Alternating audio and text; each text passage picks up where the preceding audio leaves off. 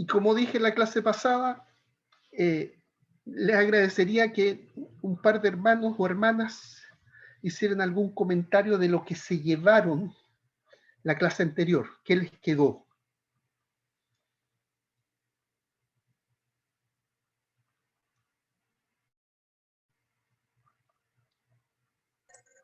Profesor, buenas tardes. Bueno, a mí me interesó en la forma práctica lo que usted mencionó sobre el reloj, y eso me quedó dando vueltas.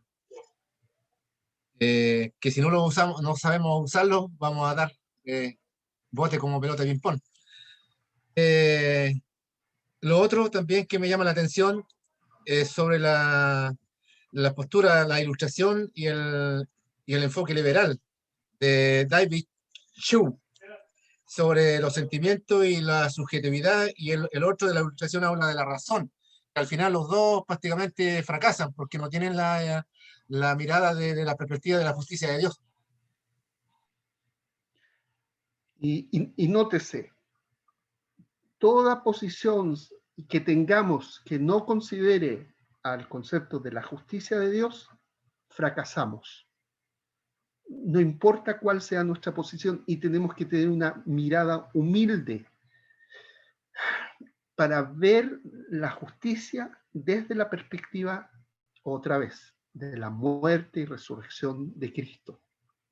Esto tenemos que ponerlo muy en nuestra cabeza y en nuestro corazón. Nosotros nos relatamos a partir de la resurrección de Cristo. Y nosotros debemos relatar nuestra sociedad, nuestra familia y nuestras relaciones a la luz de la resurrección de Cristo. ¿Ya? Porque ahí, dice Romanos 1:17, se revela la justicia de Dios. Si no partimos de eso y reemplazamos nuestro relato desde cualquier otro lado, nos equivocamos y pecamos. Si buscamos la justicia en otra cosa que no sea la justicia de Dios, pecamos. Si es que tengo una persona delante mío que me está relatando que vamos a hacer un país más justo o menos justo por una posición política determinada, y no considera que la justicia, la que vale delante de Dios y la que vale en nuestras relaciones, es la de Dios, pecamos. ¿Ya? Estamos cambiando el tesoro del cielo por migajas sin valor nutritivo. Y tenemos que dejarlo bien claro. La definición de nuestro ser y la definición de la justicia es a partir de la resurrección de Cristo de entre los muertos. Inclusive cuando tengo un conflicto con un hermano y que sé que es un hermano, yo debo actuar en humildad y mansedumbre buscando la reconciliación, sometiéndome a la muerte y resurrección de Cristo. ¿Alguna otra idea u opinión de otro hermano o hermana?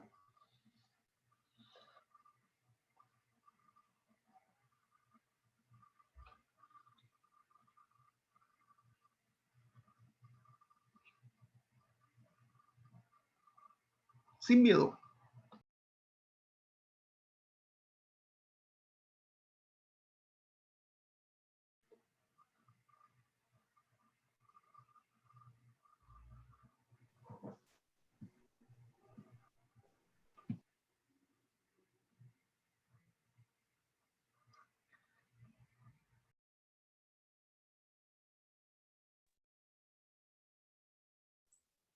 Bueno, ya que nadie quiere hablar, también me quedó también, profesor, esto de bien práctico, pero creo que usted me lo si puede referible. Dice que cuando uno peca, toda la iglesia peca.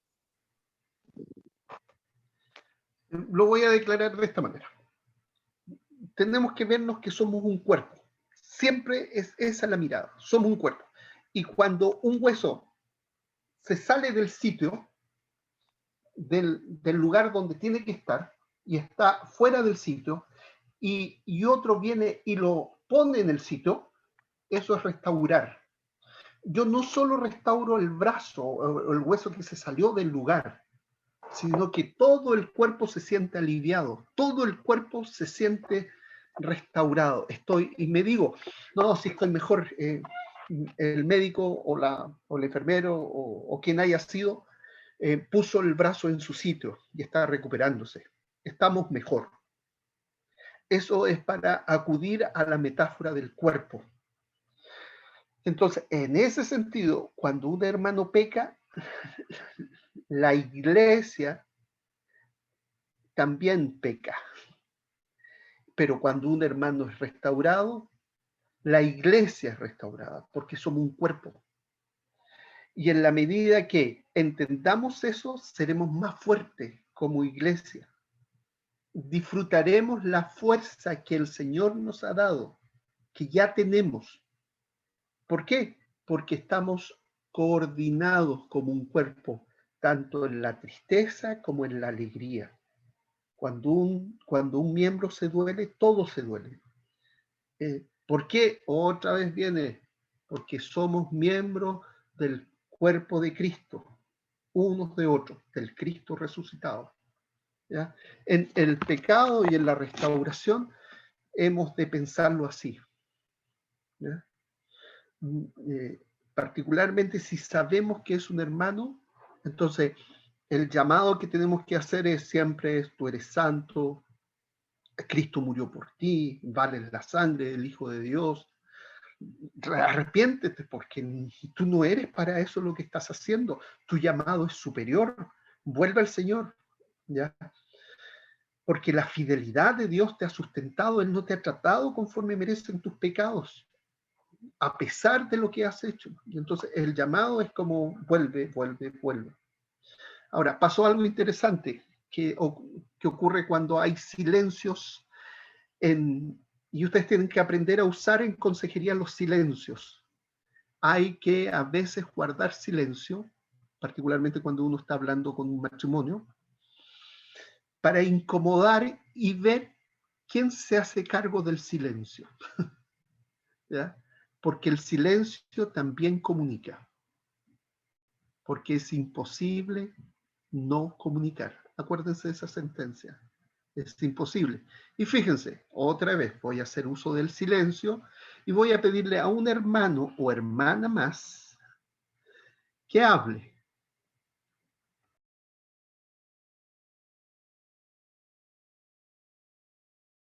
Yo, María Griselda. Vi, vi la clase por video, después no estuve presente en la clase, me pareció sumamente interesante.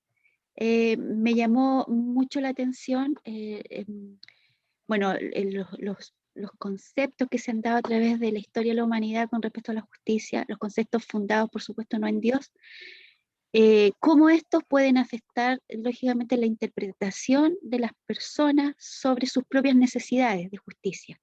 Y cómo en una consejería, por ejemplo, el demandante de, no sé, pues de atención o de necesidad esté basando precisamente su demanda en alguno de estos principios, ya sea, por ejemplo, las pasiones, los deseos, satisfacer sus propias necesidades.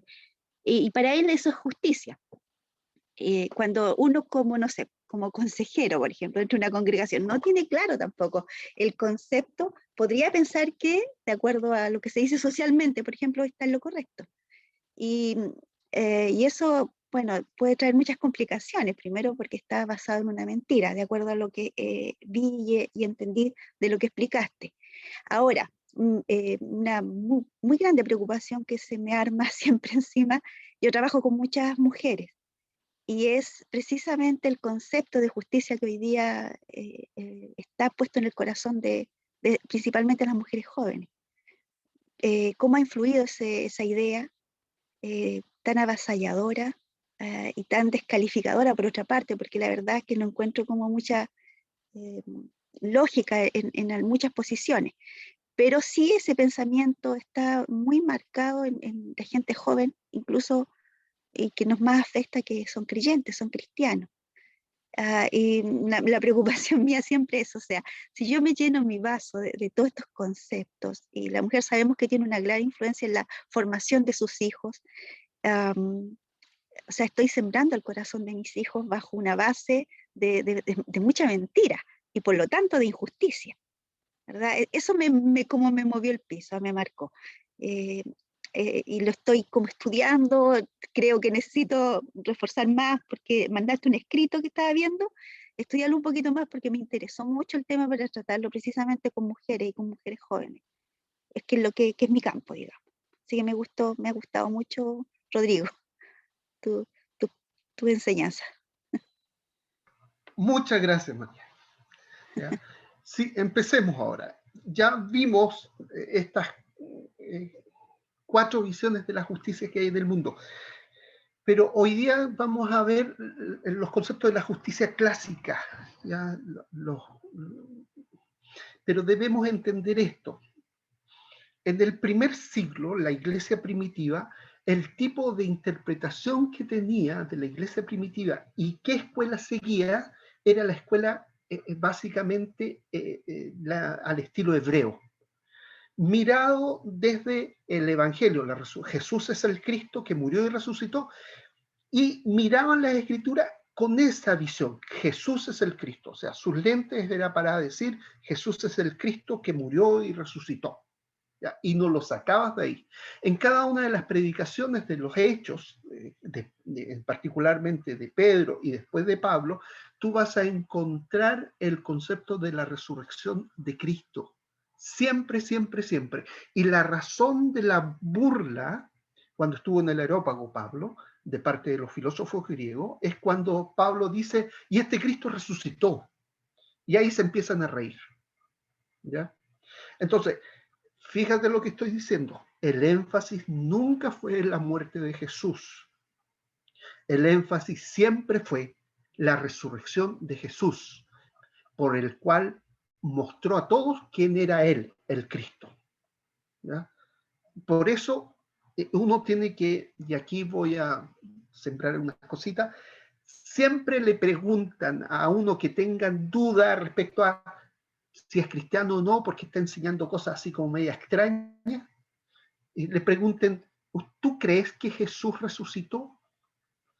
Y si él te dice sí, la siguiente pregunta es, ¿de qué manera? Y si te responde como, bueno, en el relato de los apóstoles, o fue una meta histórica, que es una historia de la historia, o sea que no es de la realidad de los hechos mismos. Y si te dicen que en la mística de los apóstoles, y te responden cualquier otra cosa como diciendo, en realidad Jesús no resucitó como un hecho ciertísimo, sino que fue una historia inventada en la fe, en el relato, en la metahistoria, y te agregan cualquier otra cosa que te dan a entender que sí, pero que no, es que él no es cristiano. Así, si no cree que Jesús resucitó, no es cristiano. ¿Ya? Bien cuadrado, porque nuestra fe se basa que Jesús es el Cristo, murió y resucitó conforme a las Escrituras. Bien cuadradito. Y fíjate, Jesús es el Cristo, es un lado del cuadrado, Jesús murió, el Cristo murió, otro lado del cuadrado, y otra parte del cuadrado es resucitó, y todo esto conforme a las Escrituras, cuadradito. La gente en la posmodernidad, los pastores posmodernos, comillas, dicen no, Jesús resucitó en el relato de los apóstoles. Y de esa manera están negando la resurrección. ¿Ya? Y hay pastores en Concepción importantes que lamentablemente te cuentan ese cuento. Y uno no se da cuenta qué cuento está contando. ¿Ya? Ya, voy a compartir. ¿Qué es el Evangelio? ¿Alguien me podría responder rápidamente? Mientras busco el compartir.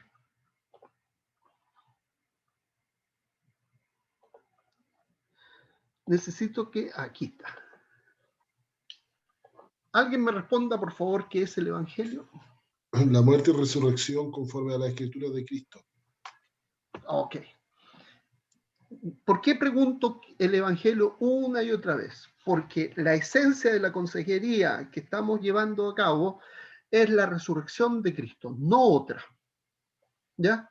Sin resurrección no hay consejería bíblica desde mi perspectiva, así de cuadrado. Hay consejería bíblica a partir de la resurrección de Cristo. Esta clase le voy a llamar En búsqueda de la justicia de Dios. Desde el uso, le mandé un artículo recién al WhatsApp, se lo voy a mandar al Classroom, sobre este tema, que fue un tema que presenté en el seminario. Yo estoy estudiando en el seminario teológico acá en el Southwestern y presenté este artículo de investigación. Y este es una cita de un autor que se llama Tenifle, que dice: había pasado revista a los comentarios impresos o manuscritos de 60 escritores de la Iglesia Latina de primera fila, desde el siglo IV hasta el siglo XVI, y fíjese lo que dice: ni uno solo había entendido por justicia, la justicia de Dios, acuérdate que es la rectitud, de eso estamos hablando, como la justicia que castiga. ¿Ya? Es importante esto. Ni uno solo había entendido, desde el siglo IV al siglo XVI, ni uno solo había entendido por justicia de Dios la justicia que castiga. Acá un autor, Erickson, tiene un libro de teología.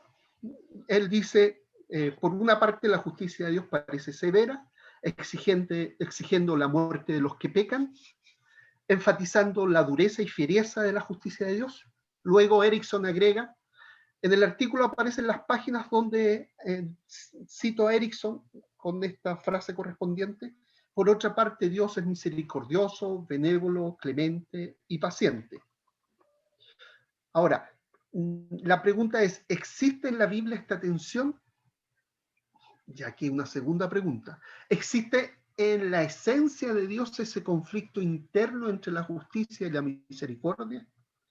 Y aquí es importante, yo voy a estar pensando fuera de la caja de la justicia entendida como castigo, como dureza, yo voy a estar pensando fuera de la caja tradicional.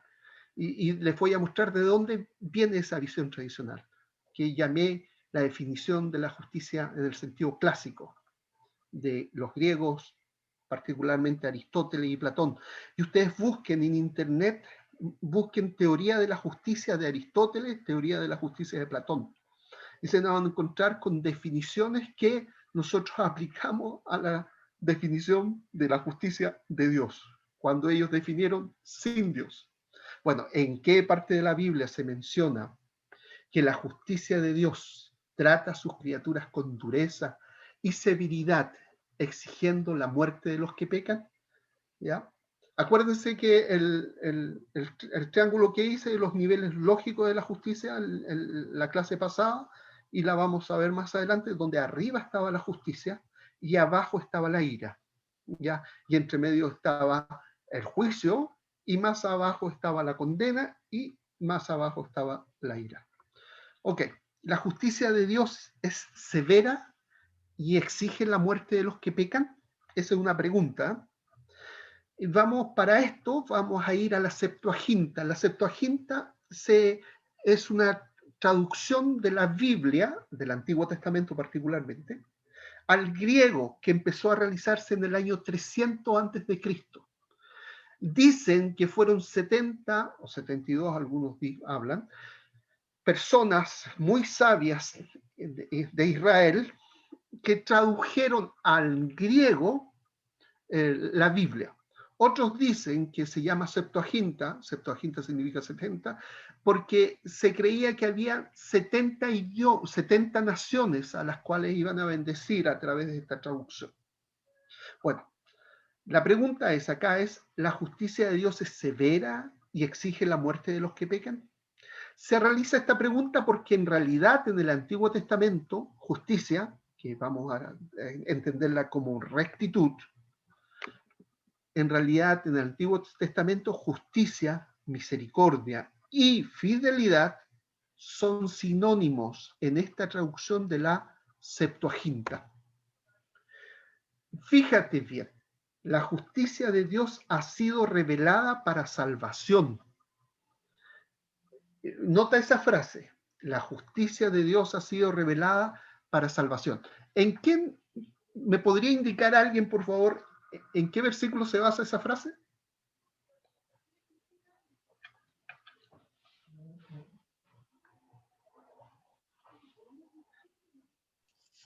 Bueno. Romanos 1:17. Exactamente, porque en el Evangelio la justicia de Dios se revela, ¿ya? Y entonces, pero la justicia de Dios se ha revelado, y ahí ya habla sobre la salvación en el versículo anterior, y la justicia de Dios se ha revelado para salvación. ¿Qué diferencia hay entre la frase que dice la justicia de Dios exige con la frase que dice que la justicia de Dios se revela? En la primera, la justicia de Dios exige, da la impresión que estuviera sentada la justicia esperando la ejecución de un veredicto que se lleve a cabo. Pero la segunda, la que dice la justicia de Dios se revela, es la justicia la que actúa, siendo protagonista de su propia historia. En realidad lo que importa es saber cuál de las dos sentencias u oraciones es la bíblica. Fíjense, parece no importar las palabras que yo uso, pero aquí voy a tomar un elemento de la modernidad o de la posmodernidad. Las palabras crean realidades y le agrego yo ahí realidades emocionales, ¿ya? Y las correctas palabras nos permiten vivir más cerca de la realidad.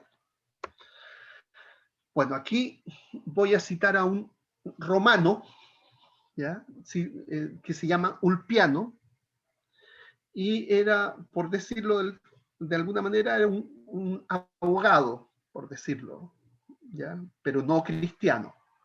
Y si no es cristiano, entonces este caballero Ulpiano define lo que es justo sin considerar a Dios.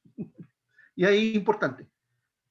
Ulpiano define la justicia. ¿Y qué es justicia? Y si le preguntas a un abogado, te va a definir de esta manera: dar a cada uno lo que merece. Eso está bien, ¿ya? Pero entre comillas, hay algo de verdad en esto, pero también está mezclada mentira. Entonces tenemos que ver qué es lo que es. Bueno, Ulpiano dice que dar a cada uno lo que merece, la constante y perpetua voluntad de dar, conceder a cada uno su derecho, es decir, a cada uno lo suyo. Pero ¿quién define lo que es suyo por derecho? Y aquí hacemos una cita de Maturana que nos dice que en realidad lo dicho siempre es dicho por alguien. Entonces, cuando el Ulpiano dice que cada uno, a dar a cada uno lo que merece, pero ¿quién dice que merece qué? ¿Ya? Y ahí está la idea un poquito metida de la visión griega de lo que es justo, que tiene que ver con la distribución.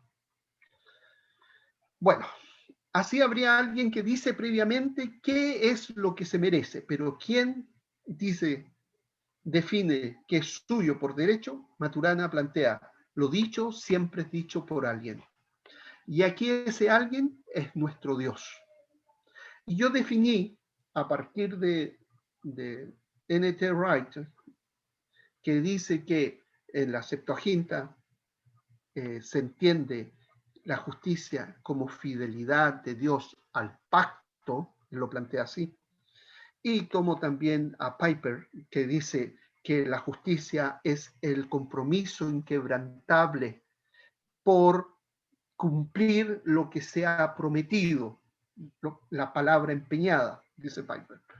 Bueno, y a partir de eso yo digo que la justicia de Dios es la lealtad o fidelidad de Dios a lo establecido por Dios mismo. Y esa lealtad es por amor de su nombre. Es decir, la justicia de Dios sería la lealtad o fidelidad de Dios a su palabra. Esa definición la debemos tener claro. Es la fidelidad de Dios a su palabra.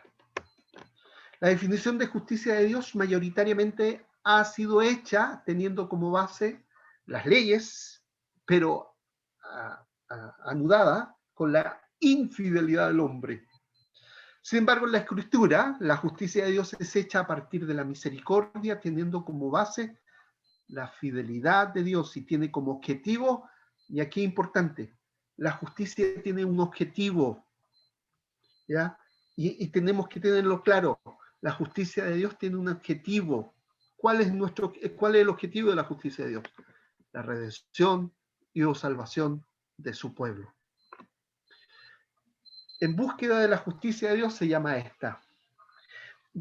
Los abogados, y en base a lo planteado por los filósofos griegos, como herencia del escolasticismo, dicen que el origen de la palabra justicia, en griego, dikaiosune, la encontramos en la palabra griega dike. Como se parecen las dos, dijeron, dikaiosune viene de dike.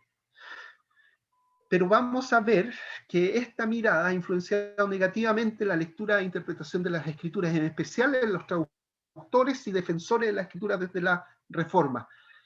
Fíjense, estas dos palabras se parecen, pero no hicieron un ejercicio que vamos a hacer hoy día, un ejercicio sencillo, que es comparar qué palabras hebreas tradujeron dike y qué palabras hebreas tradujeron dikaiosune.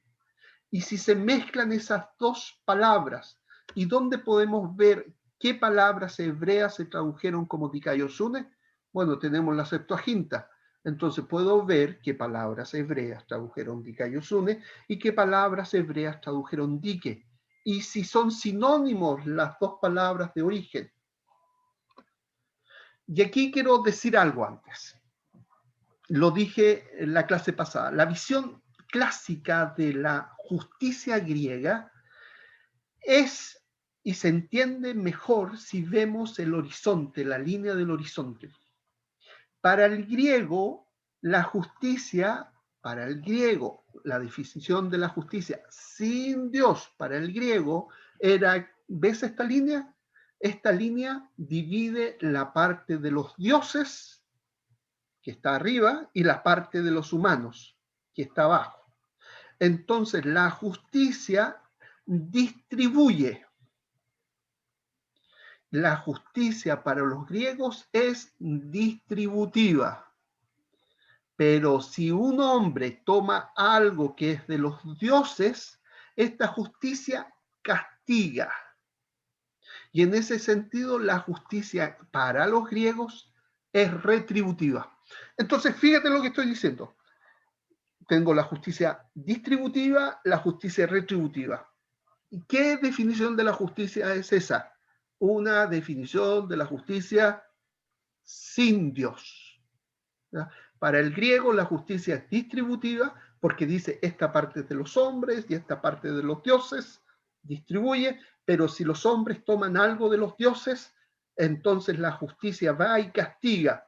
La justicia retribuye, da el castigo conforme a lo robado y devuelve lo robado. Todo eso es el concepto griego de la justicia, el concepto clásico de la filosofía griega. Ok, ¿quién es dike? Acuérdense, vamos a hablar de dos palabras, es importante tener presente. Una es la palabra dikaiosune y la otra es la palabra dike. Esta es la diosa de la justicia griega, dike. Ahí la ven sin venda.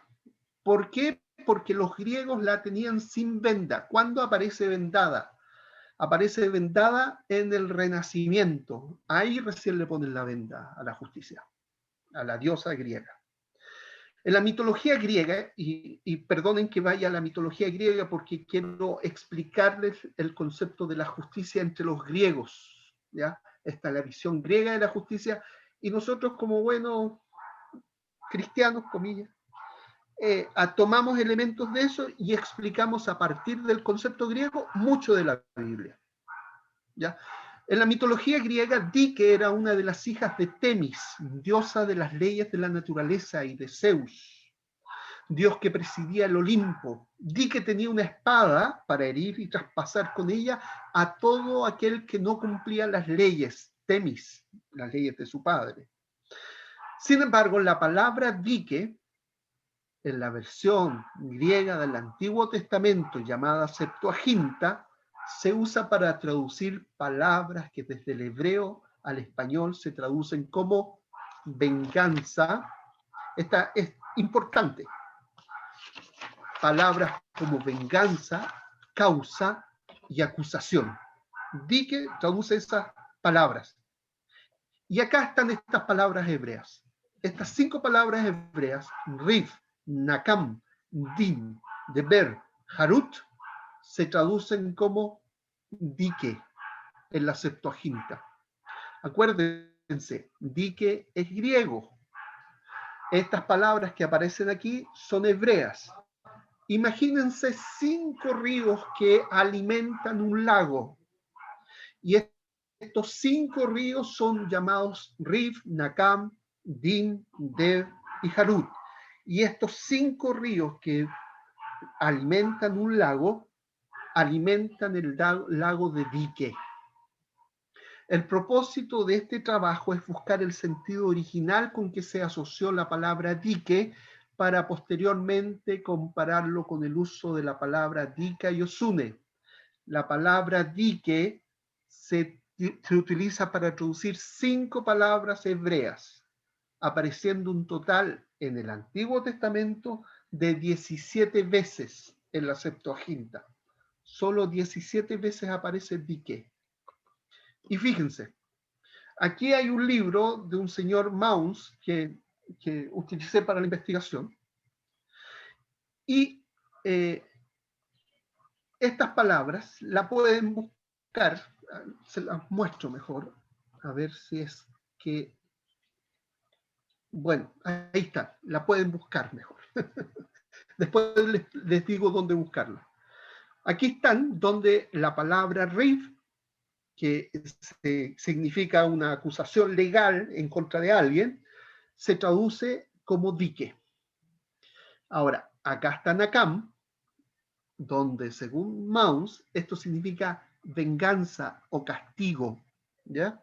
Nakam.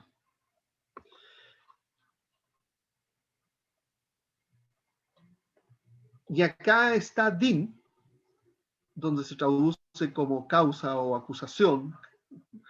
Hay una causa, una acusación en contra tuya.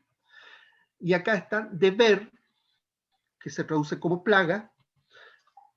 Ahora, aquí hay algo interesante en Joel 3:14, aunque ahí yo lo explico en el artículo que les envié.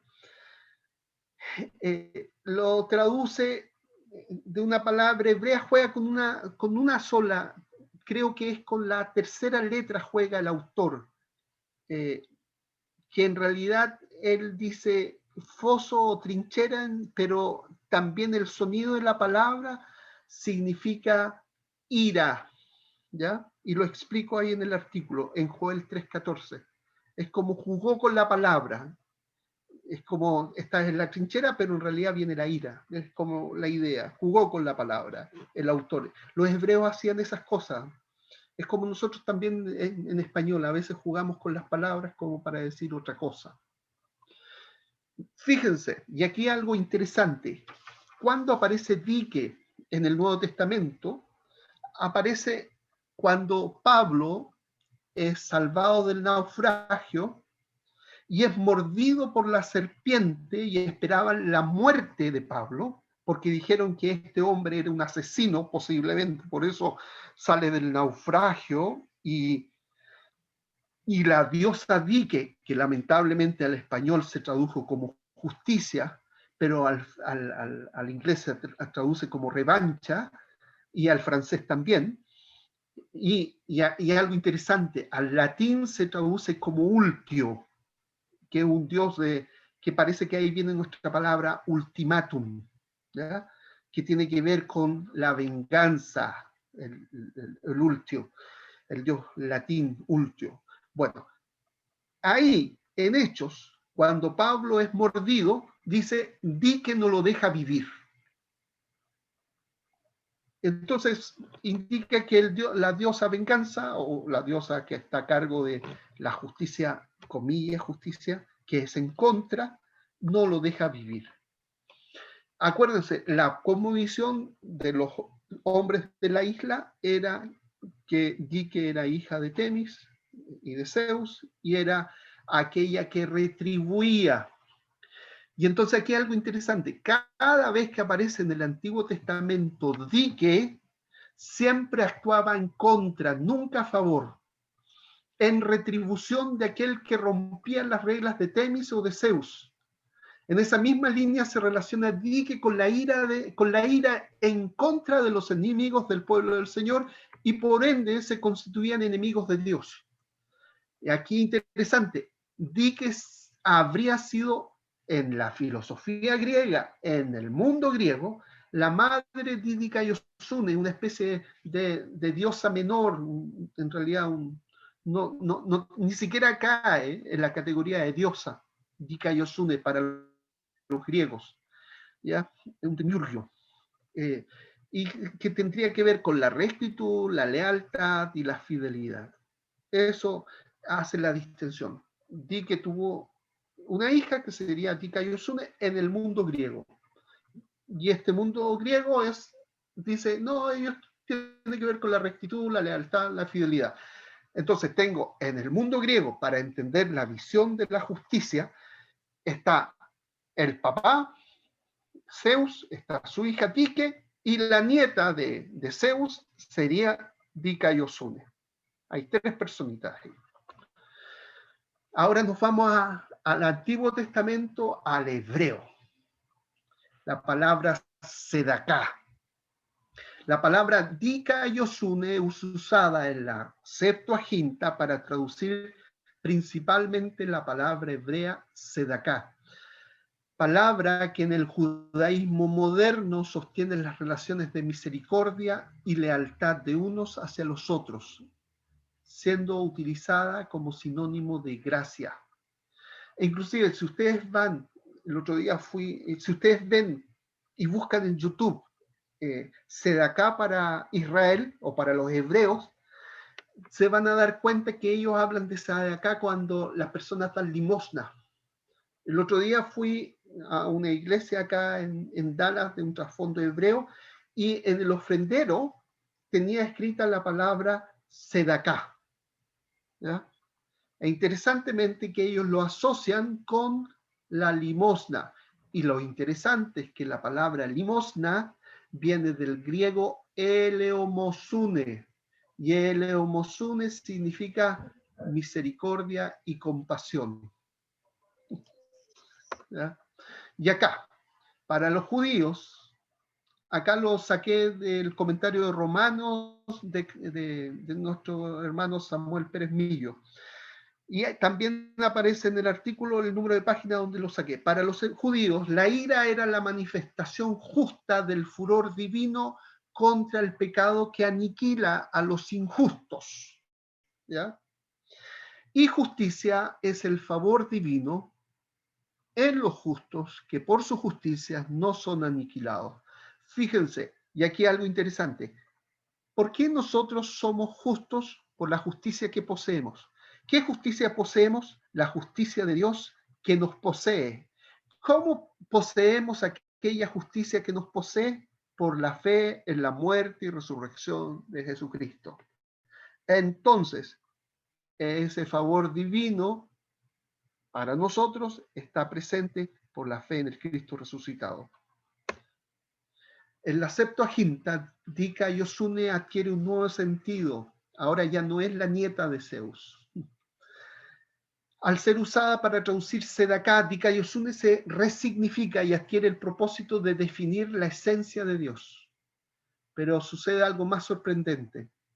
Dikaiosune también es usada para traducir otras palabras hebreas que también definen la esencia de Dios.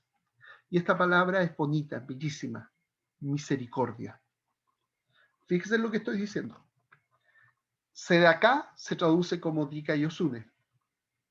Misericordia, Gesed en hebreo, se traduce al griego como Dikaiosune.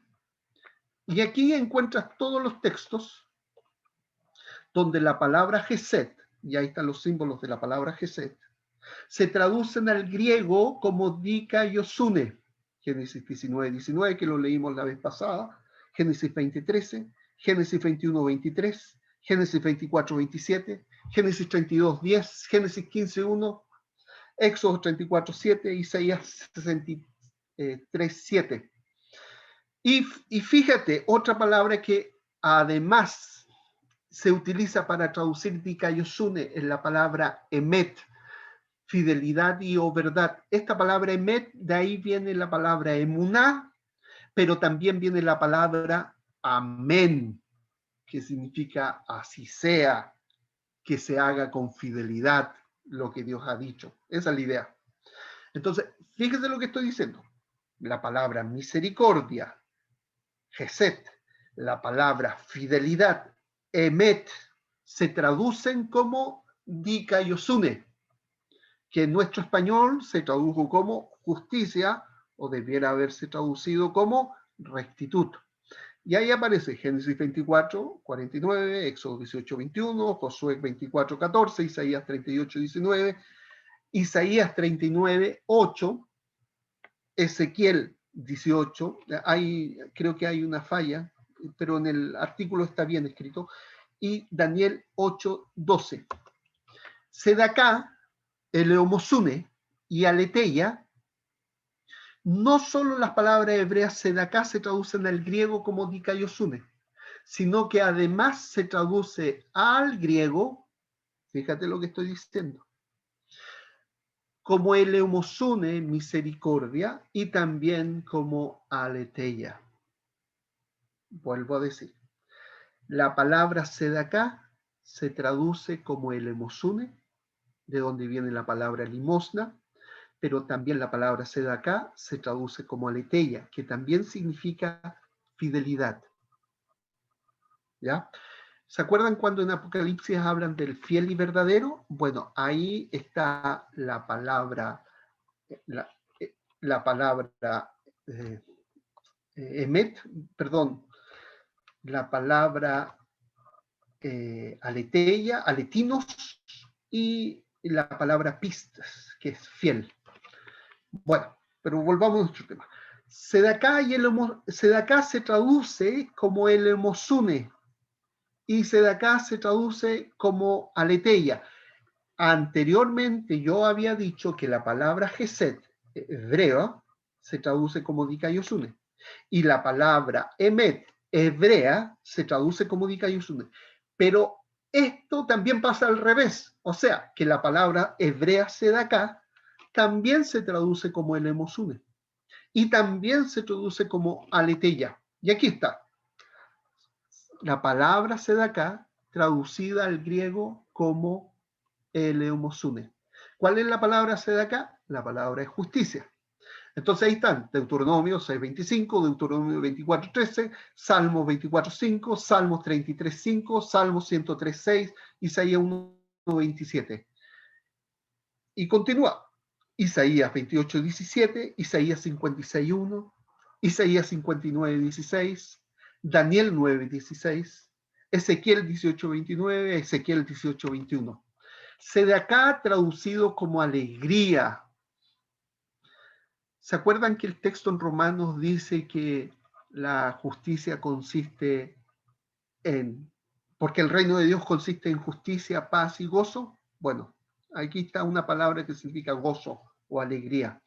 En gran manera me gozaré en Jehová, mi alma se alegrará en mi Dios, porque me vistió con vestidura de salvación, me rodeó, donde dice ahí manto de justicia. En el griego, la traducción griega dice mantos de alegría, de eufrosune. Esa palabra eufrosune viene de nuestra palabra eufórico, mantos de euforia, como a novio me atavió y como a novia adornada con sus joyas. Y aquí interesante, dice en Jeremías 51:10, Jehová sacó a luz nuestras justicias. Pero acá la idea es un juicio que me salió a favor. Y es traducido así como, ganamos el juicio. Fíjense lo que estoy diciendo. Justicia se traduce como juicio a favor.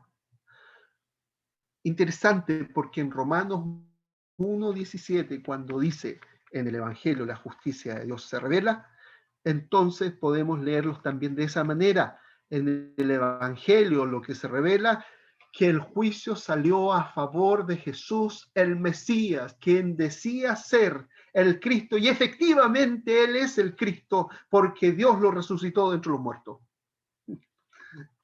Entonces, Esta es Dike, que después pasó a ser la diosa justicia en el Renacimiento y se le puso la venda.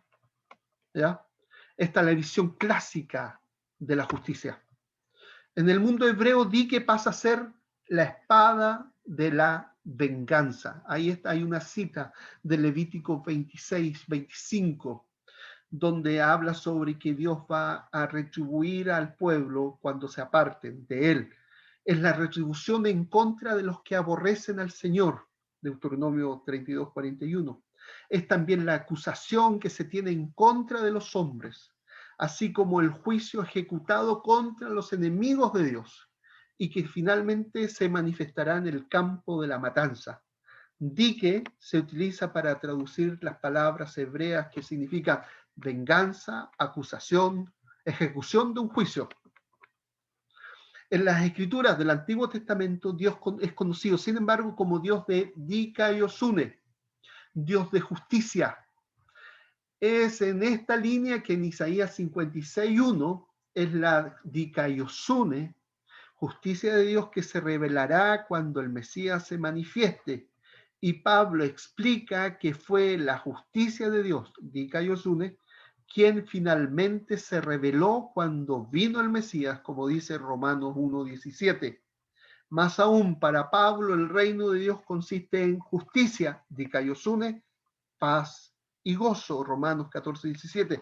Inclusive Jesús anima a buscar primero el reino de Dios y su justicia, Dikaiosune, Mateo 6:3.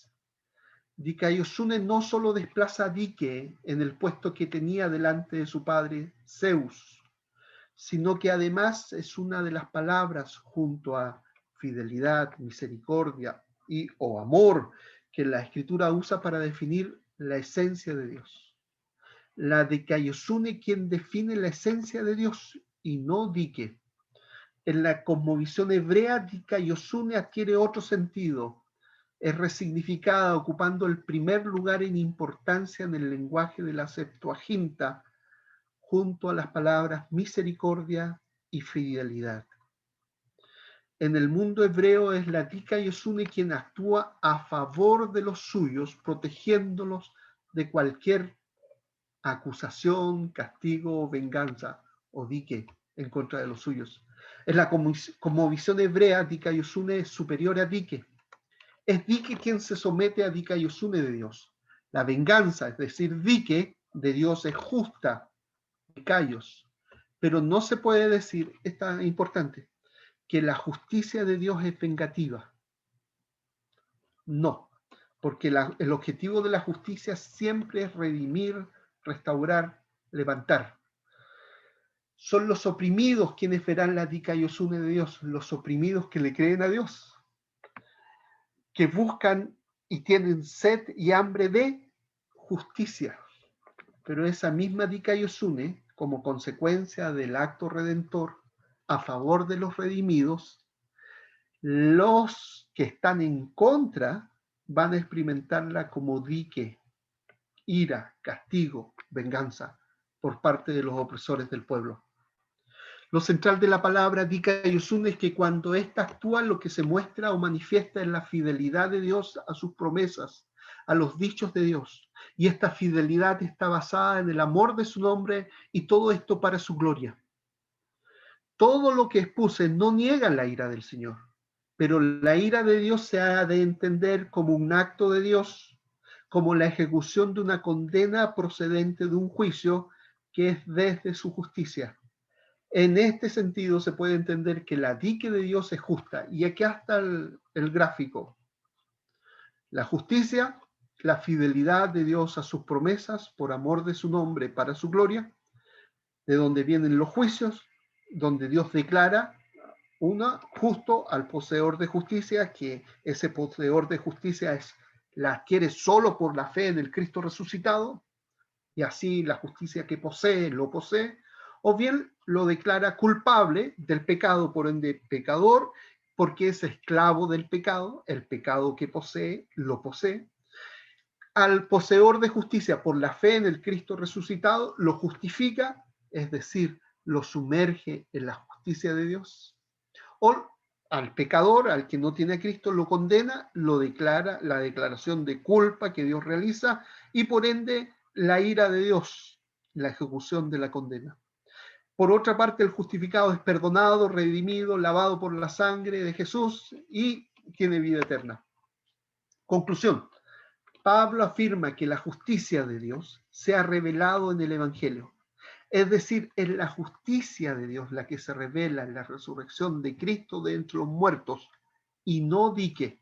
Dique será manifiesta cuando la ira de Dios sea derramada en contra de los injustos y o enemigos de Dios por parte del Mesías mismo, de Jesús el Cristo.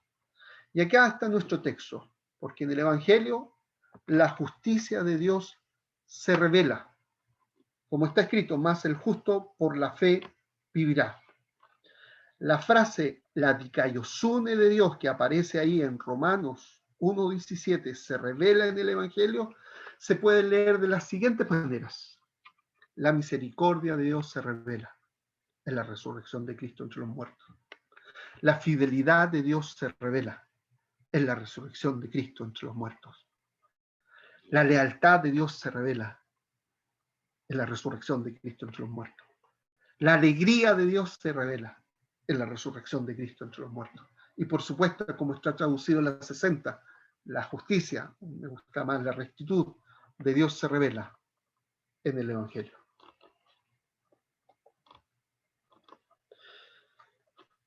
Necesito que me digan algo. Yo sé que esto es complicado porque lo estoy confrontando a la visión que siempre han tenido de la justicia. Y que en realidad justicia, que la visión que hemos tenido es la visión griega de la justicia y no teníamos idea. Comentarios, por favor. Debo decir de que esto desarmó por completo el concepto que tenía de justicia. Me cambió totalmente la perspectiva. Ahora es como una claridad y fíjense que me sorprende porque está tan arraigado a lo que es la fidelidad, la misericordia de Dios, más que el castigo, aunque está involucrado, pero casi siempre se toma el fundamento de castigo cuando se habla de justicia.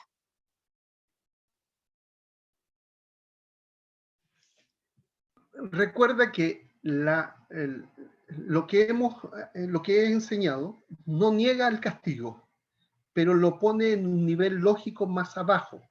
Exacto. Las categorías lógicas es importante respetar. Acuérdense el ejemplo. Yo les dije, yo estoy en Dallas y ustedes están en Chile. Cometí un error lógico. En realidad yo estoy en Estados Unidos y ustedes están en Chile. Ok, es el mismo error lógico que cometemos cuando hablamos de castigo para igualarlo a la justicia. No, castigo está por ahí abajo, la justicia está por ahí arriba. Ahora, algo interesante, fíjate. Cuando Israel sale de Egipto, ¿quién experimenta la justicia de Dios? Israel. ¿Qué experimenta Egipto? La ira. ¿Qué hicimos nosotros? Definimos la justicia a partir de la perspectiva de Egipto. Entonces el egipcio, que somos nosotros ahora, para hablar de la justicia vamos a decir todo lo que nos pasó. ¿Por qué? Porque los judíos estaban hablando de la justicia, de la justicia, de la justicia, pero nosotros experimentamos como egipcios todo lo malo. Y entonces, fíjense lo que ocurre. La misma experiencia, el mismo hecho, la salvación de Israel, experimentada como fidelidad en Israel, pero Egipto experimentada con juicios y con la ira revelada. Tengo que hacer la distinción. Si no hago esa distinción, me queda la escoba. ¿Alguien más, hermano? ¿Micrófono abierto?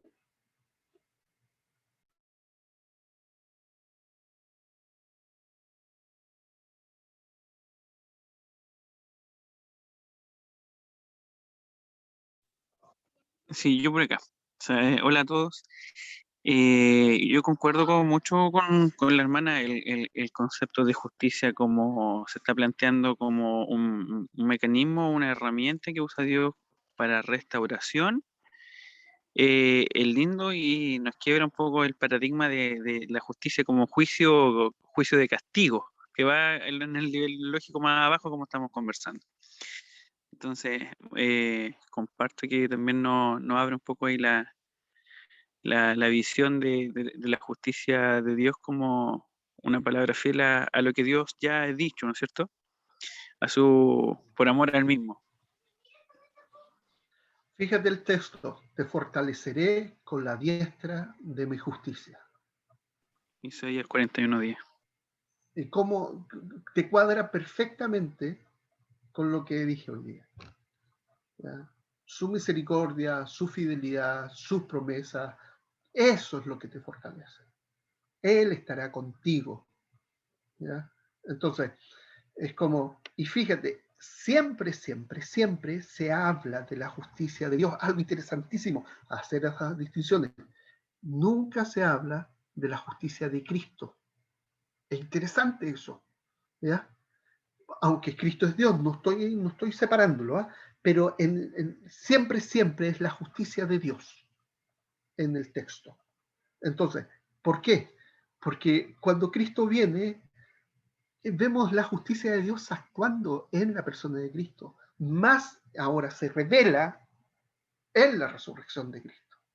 Es como, y por eso dice que el reino consiste en justicia, paz y gozo. Por eso también dice, busca primero el reino de Dios y su justicia, y todo lo demás será añadido. ¿Ya? Ahora, si tengo esta competencia de la visión griega, distributiva, retributiva, y tengo la competencia de la visión de la ilustración de Hume, y tengo la competencia de las visiones contemporáneas y posmodernas de la justicia, liberales y de izquierda a derecha, por supuesto que tengo un campo de batalla que se levantan en contra del concepto de tan sencillo que dice la fidelidad de Dios a su palabra. Y me desarma. Eso es lo más complicado, que es demasiado sencillo. ¿Ya? Entonces, aquí yo te puedo decir, si Dios ha, y aquí una frase que ustedes tienen que tomarla así, si Dios ha cumplido sus grandes promesas, como la resurrección de Cristo entre los muertos, entonces va a cumplir tus pequeñas promesas, esa que estás temiendo, esa que no te deja dormir, esa Dios va a estar también en esa, porque Él es Dios justo. ¿Qué significa eso? Él es fiel a sus promesas. Tú puedes descansar. ¿Cómo sabes que es Dios justo? Porque resucitó a Cristo de entre los muertos. Cumplió la gran promesa. Cumplirá esta pequeña. ¿Ya? Y uno... ¿Ya? ¿Alguien más? Por acá, profesor José Luis Rivera. ¿Cómo podría entonces un abogado cristiano, sabiendo que algunas partes se manipulan, cómo podría actuar él entonces en justicia? Difícil la pregunta. Y aquí tengo que decir lo que dije el otro día. Tenemos que repensar mucho, porque debo confesar de que yo he enseñado años atrás la visión clásica, la filosofía griega de la justicia retributiva, distributiva, y en un tiempo la visión de la izquierda, y en otro tiempo la visión de la derecha, ¿ya? Y después me encuentro con esto diciendo, ¿sabes qué, Señor? La embarré, ¿ya? Hay que repensar nuestras relaciones. Y esto es interesante porque tenemos que tener centros de reflexión cristianos con estas ideas, porque desde estas ideas repensamos nuestros procesos de consejerías. ¿Ya? Y yo desde ahí, yo quiero establecer esto como base para decirle, desde aquí vamos a trabajar nuestra consejería. ¿Qué le parece, hermana María?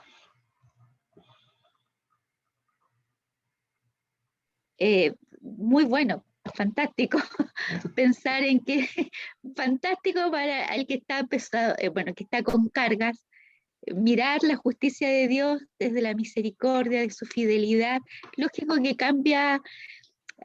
Las personas que llegan generalmente a consejería vienen sintiendo un peso por su pecado, por la falta que hayan hecho, por el pecado de otros, como lo comentaba en las clases pasadas. Y muchos de ellos no se sienten dignos.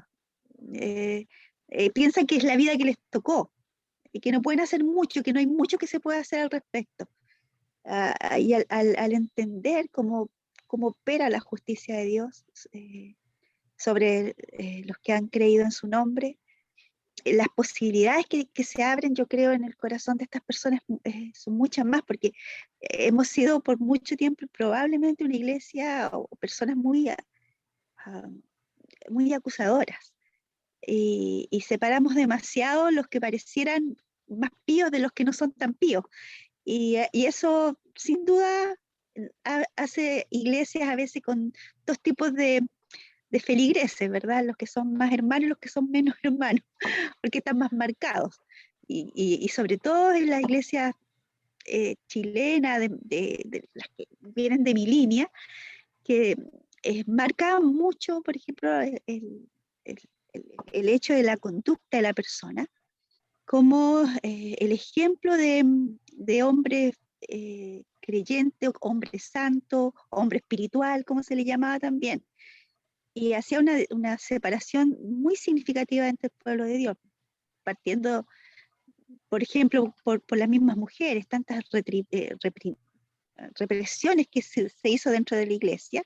No soy feminista por si acaso, es solamente planteando, a veces pienso que ese mismo concepto llevó a esta rabia tan desbocada hoy día de muchas mujeres. O sea, generalmente la opresión de alguna forma se expresa de forma equivocada. Yo creo que es una expresión equivocada de una opresión que sí existió y existe todavía.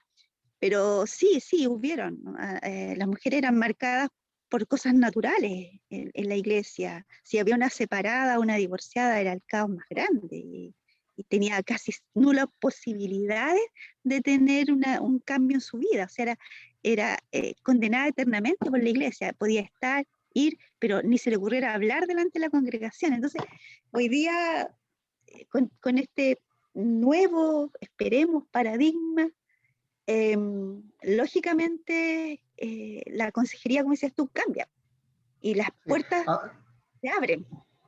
Sí. Ahora, yo no sé si todos han comprendido la palabra que usaste, paradigma, porque eso es un nuevo paradigma, es un paradigma que tiene como fundamento la resurrección de Cristo de entre los muertos. Y fíjate, esto tiene consecuencias, definiendo la justicia como la definí. Y aquí me puedo echar encima algunos teólogos que piensan diferente, ¿ya? Por ejemplo, yo fui enseñado que se nos imputa la justicia de Cristo, ¿ya? Pero este paradigma me hizo cuestionar esa idea, ¿ya? Y de la siguiente manera, dije, al pecador no se le imputa nada, al pecador se le crucifica. Y lo que ocurre con la persona que llega a Cristo es crucificada en Cristo y resucitado en Cristo. Y lo que ocurre con el resucitado es que es inmerso o revestido de la justicia de Dios. Y eso es justificación. Y entonces me cambió así. Y dije, wow, ¿ya? Estoy revestido por la misericordia, por la gracia y por la justicia de Dios. Y soy una nueva creación en Cristo. Y entonces aquí vienen otras consecuencias. El homosexual que yo era fue crucificado. Y no soy ese homosexual que yo era. Ahora yo soy una nueva criatura, un santo, un justificado, un lavado por la sangre. Entonces mi relato ha de ser a partir de la resurrección de Cristo, porque la resurrección de Cristo es mi resurrección. El violado que yo fui, ya no soy el violado. Yo soy uno que el violado fue puesto en la cruz. Yo soy uno que ha resucitado y que ya no es esclavo ni del pecado del otro ni del pecado mío. Soy esclavo de la justicia porque he sido justificado. Dios me revistió de su justicia, me hizo una nueva criatura y entonces yo puedo vivir la vida santamente. ¿Por qué? Porque estoy en Cristo, porque Dios me ha dado su espíritu y tengo la capacidad para hacerlo.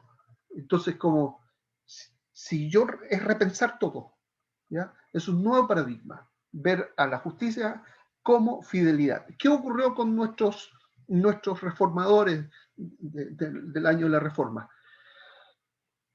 Piensen, hermanos, ellos estudiaron griego con Platón, con Aristóteles, con Homero. Ellos aprendieron griego con el Nuevo Testamento por un lado y por otro lado con Aristóteles. Y vieron la Biblia a través de los ojos de Aristóteles y de Platón y la interpretaron a la luz de ella. Y Aristóteles y Platón enseñan lo que nos pasa a nosotros hoy día. Vemos la justicia a través de los elementos culturales que tenemos. Bueno, Platón, tomando a Platón, leo a Platón y después veo la Biblia, veo las palabras que son iguales y digo, son las mismas palabras. Pero es como si yo quisiera entender la Biblia leyendo a Harry Potter. Entonces, como me puse a Harry Potter de lente y leí la Biblia. No. ¿Ya? El concepto clásico no es el concepto bíblico. El concepto clásico es Aristóteles y Platón. Es una definición de la justicia sin Dios. ¿Ya? Y cuando escuchen retribución, Platón. Cuando escuchen justicia distributiva, retributiva, Platón, Aristóteles. Me está enseñando Platón, Aristóteles. Cuando escuche el concepto de justicia social, ya me estáis enseñando la visión moderna o posmoderna de justicia. Cuando escuche la libertad de expresión, la libertad de reunirse, me estáis enseñando la visión libertaria de la justicia. Cuando escuche, y todo, acuérdense, mezclar la verdad con la mentira. ¿Ya?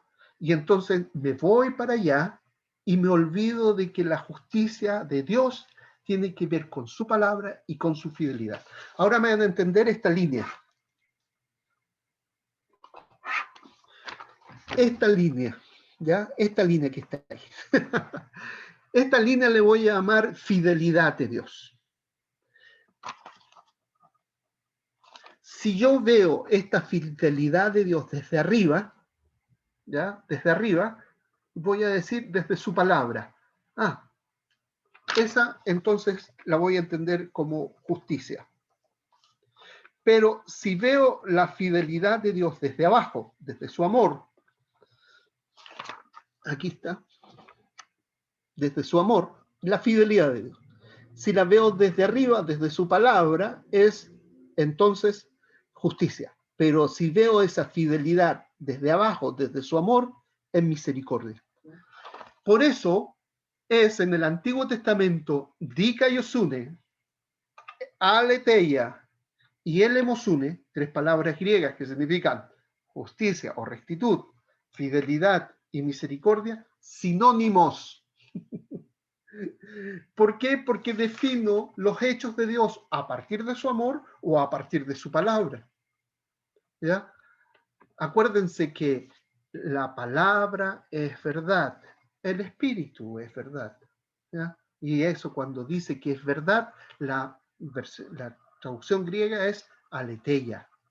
¿Ya? Para la palabra para verdad, yo soy el camino, la verdad y la vida. Cuando aparece verdad ahí, el griego es aletheia. Quiero mostrarles una cosa más y con esto terminamos. Compartir. ¿Pueden ver? No pueden ver nada todavía. Ya. ¿Ven esto? ¿Lo ven, cierto? Sí. Ya. Este es un programa gratis. Y ven eastward.net. ¿Esto que está acá marcado? Ah. ¿Ven?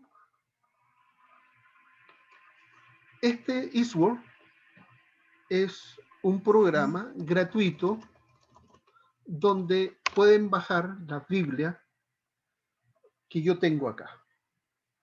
¿Ya? Entonces, ¿qué Biblias tengo? Yo tengo Biblias griegas, Biblia hebrea y puedo hacer las comparaciones. ¿Ya? Es un excelente programa. Hay otros mejores, pero esos mejores son los precios más altos. Eastworld.net. ¿Ya? www.e-medio sword.net. Lo pueden bajar a su computador. No les recomiendo el de sus celulares, porque también hay una aplicación de celulares, pero no funciona bien. Pero en el computador funciona. Y ahí pueden ver, si es que no pueden encontrar las Biblias griegas, las que yo tengo, me las pueden pedir y yo se las mando por correo. ¿Ya? Pero necesitan bajar el programa primero para poder abrir la Biblia que pudieran solicitar. ¿Ya? ¿Algún comentario? Porque tenemos que ir terminando, hermanos. Sí, yo. Ah, ya, no, el hermano. No, dale nomás, dale nomás. Ya. Sí, quería, tal vez no sé si es para esta clase o no, pero conversar o plantear el tema de las consecuencias del pecado que siguen antes, tal vez, de sentirme un resucitado en Cristo. Lo planteo porque en función de lo que estamos viendo como justicia, en algún momento conversaba con algún pastor que se dedica a trabajar con gente en la calle o con gente con problemas de adicciones, de drogas, y su iglesia se basaba o se mueve mucho en ese enfoque. Entonces, él me decía, tiempo atrás, por supuesto, me decía, muchas veces la gente aquí, los miembros, malinterpretan el término, hablando de la justicia de Dios, ya que de aquí para atrás todo es borrón y de aquí en adelante es cuenta nueva, en el fondo. Entonces, se quedan en lo mismo porque el día X se arrepentían, entre comillas, llamémoslo así, se resucitaban, hablando en el contexto que estamos hablando, o se sentían resucitados, levantados, y el día de mañana volvían a su adicción y era un círculo vicioso. Entonces, en función de las consecuencias que vamos arrastrando, ¿no es cierto?, por X razón, el concepto del resucitado, del justificado, o del punto de vista que estamos viendo ahora de la justicia, entiendo que será una intención, como dijo Cristo, vete y no peques más, pues. Y algunos lo confunden con vete y peca no más. Justamente.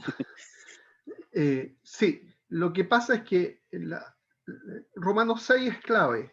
Nosotros ya no somos esclavos del pecado y ahora somos esclavos de la justicia.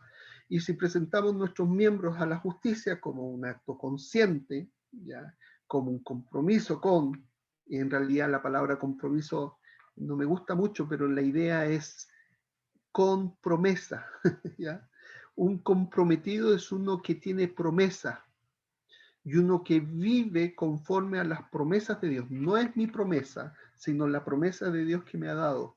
Entonces, agárrate de esa promesa para enfrentar el día a día. Tú me estás diciendo con tus palabras que crees que Jesús murió por ti, por tus pecados y que resucitó y que tú resucitaste, pero tus actos no me están diciendo eso. Tus actos también hablan. ¿Ya? Acuérdense, es imposible no comunicar. Y entonces, cuando me voy de desliz, estoy comunicando y estoy diciendo, yo no le creo a Dios. ¿Ya? Entonces, como no me engañes ni te engañes tú mismo. La fe sin obra es muerta. ¿Ya? Tú no crees. Tú me estás engañando. Y te estás engañando. Tranquilito, sencillito. ¿Ya? Porque todos tenemos alguna lucha por ahí. Y todo el cristiano está dispuesto a darla. El no cristiano no está dispuesta a darla. ¿Ya? Esta visión de la justicia, de la fidelidad de Dios a sus promesas, entendida como ternura, como gracia, como misericordia, si tú te impregnas en ella, te brota solo a actuar misericordiosamente con los demás y contigo mismo, y no ser tan duro y tan rígido, ¿ya? Y te permite vivir libertad. El otro día conversaba con alguien que me decía, estoy tan enojado con la sociedad, por esto otro, y con los pastores, porque son unos sinvergüenza, esto. Y él tenía razón. ¿Ya? Y él después decía, y me parece tan injusto Dios. Y yo ya mirando decía, parece que tienes conceptos equivocados de la justicia de Dios. Porque si Dios fuera justo como tú pretendes que sea, hace tiempo hubieras desaparecido.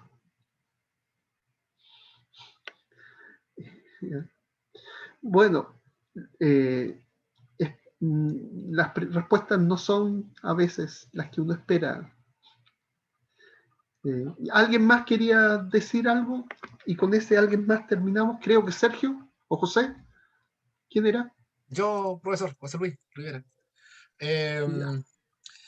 Aquí me quedó una, para complementarla con lo que usted me va a decir ahora, habló del relato de los apóstoles, de la resurrección, algo que me quedó para complementar acá, que usted habló algo que no teníamos que mirar lo de la perspectiva de los apóstoles, algo así, algo. No, lo que yo dije, hay que tener cuidado porque hay ciertas personas que se dicen cristianos que nos dicen que Jesús resucitó en el relato de los apóstoles. Y cuando digo en el relato de los apóstoles, estoy diciendo que ellos dicen que la resurrección fue una historia inventada por los apóstoles. ¿Ya? Y ellos inventaron un relato. Y en ese relato inventado, pero que no usan la palabra inventado estos pseudopastores, de eso hay que tener cuidado, de esos falsos hermanos que dicen, no, sí, Jesús resucitó en el relato de los apóstoles. ¿Ya? ¿Y eso qué está diciendo? Ahí tienes que agregar de inmediato en tu mente. Cuando un hombre que se dice cristiano te dice, resucitó en el relato de los apóstoles, quiere decir, resucitó en el relato inventado por los apóstoles. ¿Ya? Son falsos cristianos. ¿Ya? Y hay varios que son muy famosos. ¿Ya? Y cuando vean este video, los muy famosos se van a tirar en contra mía una vez más. Entonces la respuesta correcta sería resucitado por las Escrituras. Sí, por las Escrituras. Resucitado por las Escrituras. Porque la Escritura nos relata eso. Fíjate, todo parte por el Evangelio, hermanos. Y todo termina en el Evangelio. Eso me parece espectacular. ¿Ya? Y es bellísimo. Yo digo, Señor, y me produce una sensación de adoración. Señor, eres grande, maravilloso, fiel. Eres de gran paciencia. Eres tan bueno. ¿Ya? Y entonces es como, me enciende la adoración. ¿Ya? Y eso debe producir la justicia de Dios en nosotros. Y eso tiene como consecuencia, fíjense, el concepto de autoestima afuera. No, el concepto es que se te produzca la adoración al Señor y que tu centro no sea tu yo, sino el Dios que adoras. Porque si el centro es Dios que adoras, tú creces, tú eres mejor persona, tú te relacionas mejor y que tu autoestima esté con el suelo no te va a importar porque la estima que tienes que estar en alto es la del Señor. ¿Ya? Y que mi autoestima esté arriba, abajo, no importa, porque yo soy un adorador. Señor, gracias. El otro día le dije a una hermana, hermano, ¿sabes qué? Fui pesado. ¿Sabes qué? Yo estudié 6 años en la universidad. Después estudié 2 años un magíster. Luego estudié 1 año un postítulo. Luego estudié otro año un diplomado. Ahora estoy estudiando 2 años más. Bueno, ahora hice otro diplomado, pero estoy estudiando 2 años más otra cosa. Voy a tener 13 años de estudio. ¿Quién crees que vale más, tú o yo? Y la hermana, esto fue lo malo. Usted, pues, hermano. No, valemos lo mismo, la sangre del Hijo de Dios. Y eso debe producir nuestra adoración. Y esa es la razón de por qué nos levantamos. ¿Ya? ¿Me entiendes, hermano? Ya. Hasta aquí, hermanos. Espero haberlos bendecido. Van a mandarnos el video. Yo lo voy a subir a YouTube. A lo mejor lo comparto en Facebook, posiblemente. Y si yo les agradecería que lo compartan las enseñanzas que yo le he dado, porque me han costado muchos años entenderlas, 50 años comprenderlas. Y para poder decir, oh, estaba tan equivocado en lo que creía.